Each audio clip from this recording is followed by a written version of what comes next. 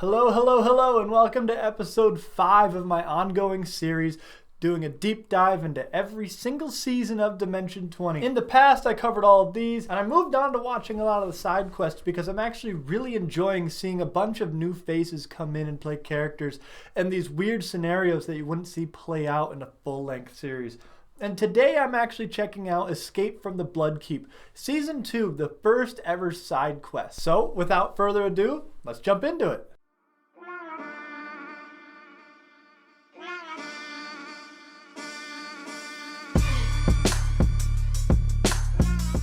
So Escape from the Bloodkeep is the first side quest by Dimension 20, and it follows a fictionalized version of the end of Lord of the Rings: Return of the King.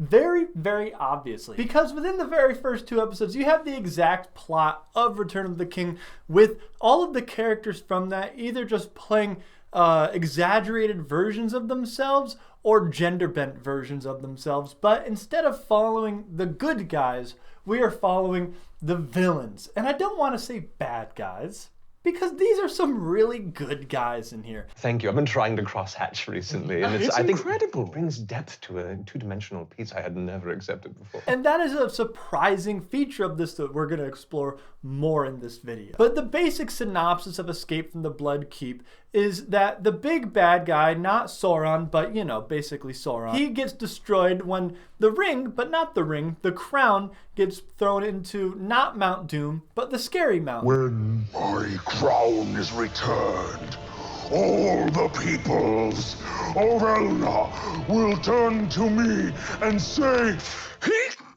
fuck.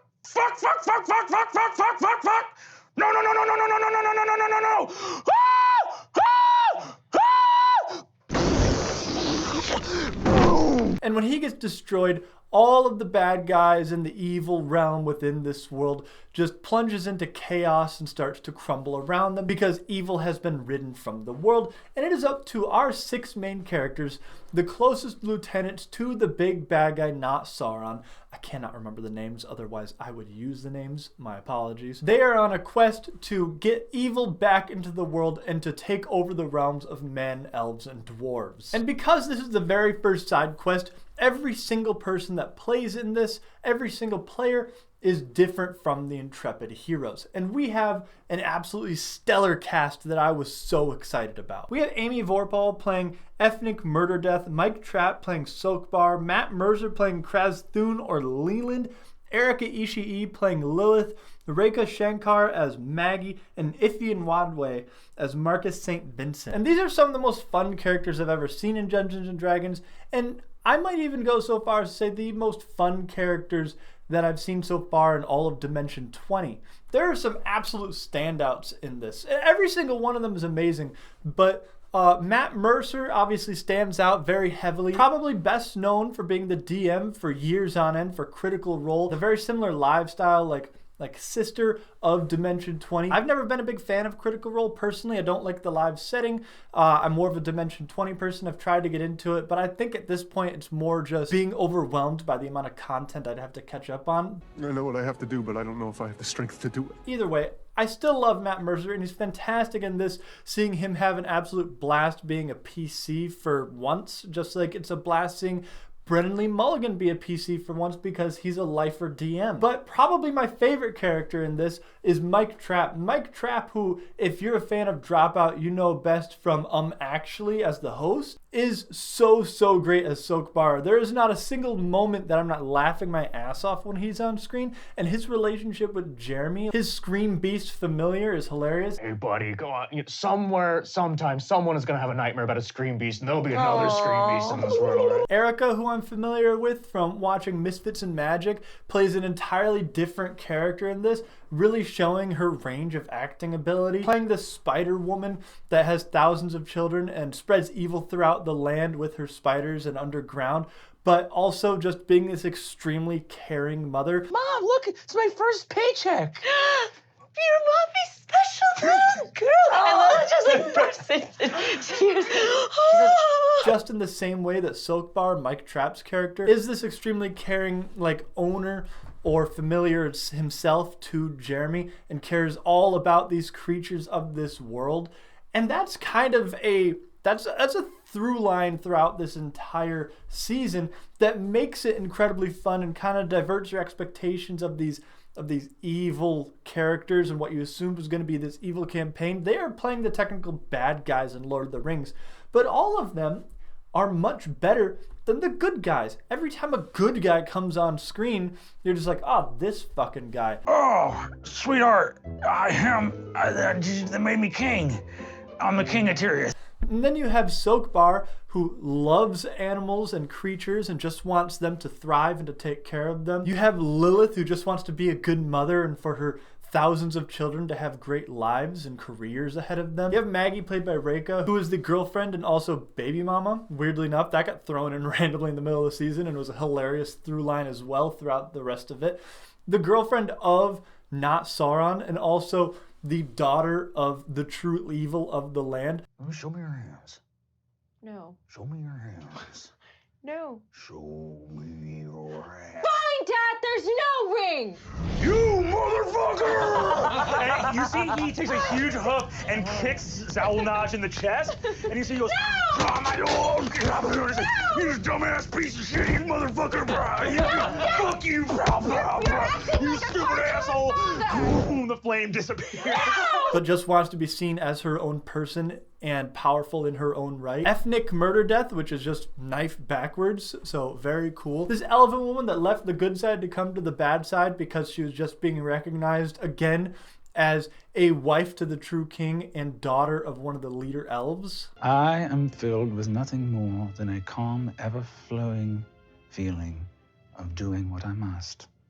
How is this the good guy? Razthun, or Leland, being the right-hand man to not Sauron, but also just being known as Leland, this very sensitive guy that just cares about his friends deeply, but also wants to rise through the ranks and just be a loyal servant, and is honestly not amazing at his job. While everybody else is being a complete badass throughout this entire series, Leland struggles to take down the gender-bent Samwise Gamgee, which is one of the most hilarious things, seeing him being just useless, just fucking useless, but lovable to the end, and everybody wants to support him. And then Iffy's character, Marcus St. Vincent, the abandoned pirate that is second heir to like a pirate society, and also the only one that is just a guy, and he learns to value all these people and makes a companion with John Feathers, this eagle that he convinces is actually being held down by the constraints of the good side. And putting all these people together, it makes a campaign that is unlike what you expected. Like I said, this is supposed to be the evil and bad campaign. In fact, Brennan stated that the last encounter was supposed to be PvP with one lone character standing, one last PC standing, but he had to change it at the last minute to be something different. Towards the end of episode 5, I started to realize that my original plans for the final battle just straight up were not going to happen. I had imagined that 6 evil PCs might be led into a PvP final battle where they were all trying to kill each other. The second to last episode was full of, I would say largely unprompted by me, these confessions of love and devotion. This became one of the most heartfelt and loving and kind of hallmark campaigns out there for Dimension 20, with all of these bad guys learning to value their friendships and love and companionship and wanting to boost each other up in society, but also psychologically because they're all damaged in their own way. And he knew that none of them would fight each other because going into the final encounter, they literally had a group hug in character. Guys, why don't we all just get one big hug around the fountain?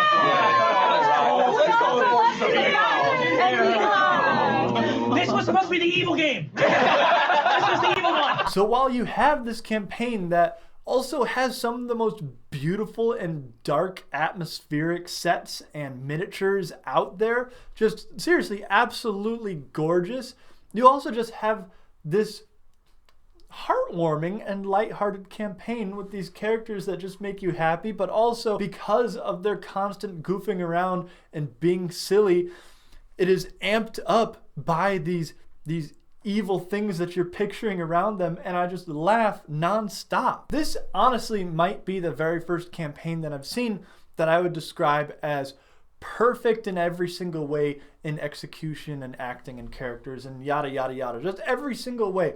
Misfits and Magic I love, but I felt like it was too short and I kind of missed the combat. Fantasy High, for being the very first one, was absolutely phenomenal. But when it came to season 2, I was kind of let down by the fact that it was, live streamed and it didn't have the same watchability to me. I still enjoyed it. I listened to it in podcast form, but I was disappointed because I loved that campaign so much, being the first one. And when I immediately went to go watch season 2, I was kind of disappointed that the production value is a little lower because it was live. But maybe they realized that too because they never did it again. Who knows? The Unsleeping City I felt was a little bit long, and in contrast to Crown of Candy, I felt wasn't long enough. But we are getting remedied with that because we're getting the Ravening War, which I'm currently watching, and it's amazing. But this one, I feel like the length was perfect. I felt like all of the characters were perfect.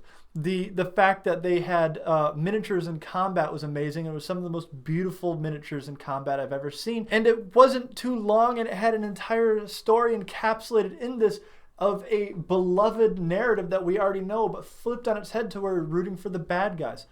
All in all, it was the perfect side quest. And the fact that it was the very first side quest is insane. Just insane. But that's all my thoughts for it.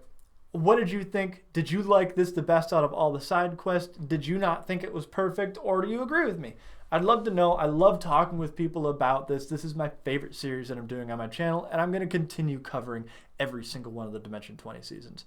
But thank you for watching. Make sure to like, comment, subscribe, check out my other videos.